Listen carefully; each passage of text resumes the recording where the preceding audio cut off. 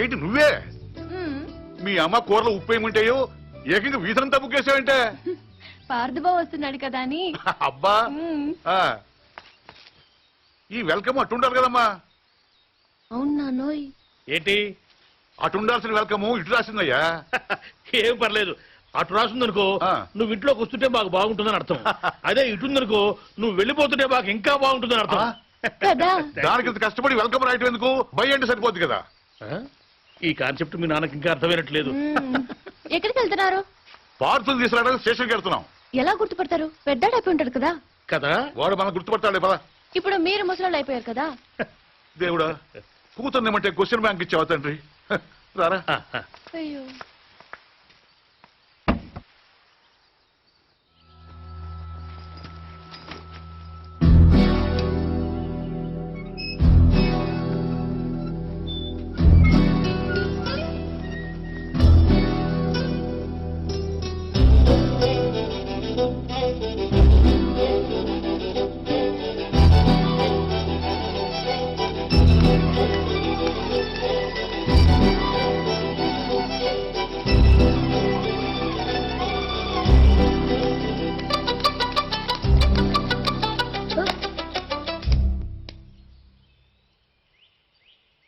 నువ్వు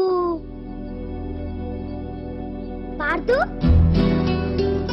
అమ్మా బావొచ్చాడు. అమ్మా అమ్మా అత్తమ్మా. ఏయ్, ఎందుకు అరుస్తున్నావు? పార్థు బావొచ్చాడు. అమ్మా బావొచ్చాడు. లలిత పట్టుకో, జాగ్రత్త. బాగా పొడిగయ్యాడే. నేనే అనుకుంటే నాకంటే హైట్ ఉన్నాడు. అవునవును. పెద్దత్త గుర్తుపట్టలేదా? పార్థు, ఇన్నాళ్ళు ఎక్కడ ఉన్నావురా? అక్క అన్నీ ఇలానే ఉన్నాడు. ఏరా, ఇన్నాళ్ళకి కనీసం మమ్మల్ని ఒక్కసారి కూడా చూడాలనిపించలేదురా నీకు? నీకోసం అక్క ఎంత ఇప్పుడు ఎప్పుడు వస్తావా అని ఎంత కాలం నుంచి మేము ఎంత బెంగపెట్టుకున్నాం తెలుసా? చాలా ఆనందంగా ఉందిరా. దేవుడే లేడు. దేవుడి దయ వల్ల ఇప్పుడైనా తిరిగి వచ్చేసాం. మాట్లాడవేంట్రా? రా పార్థు రా.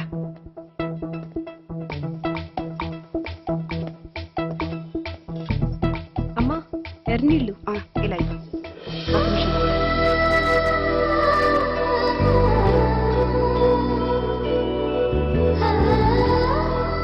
అక్కడే నిలబడిపోయావే, రా రావే. దీనికి సిగ్గు ఎక్కువ. గుర్తుపట్టలేదా?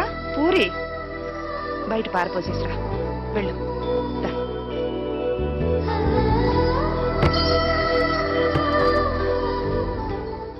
బయటంటే వంటింట్లో కాదు, వాకిట్లో.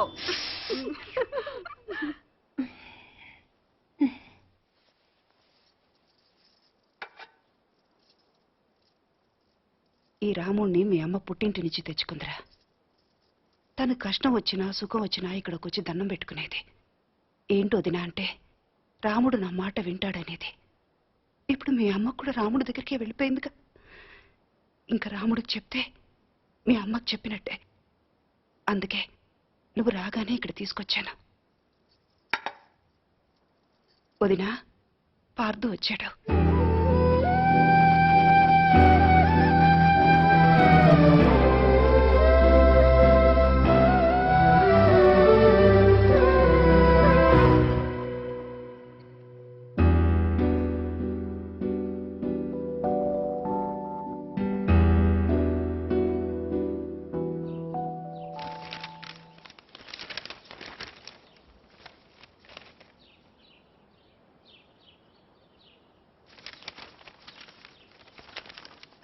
నాన్నగారు, పార్థు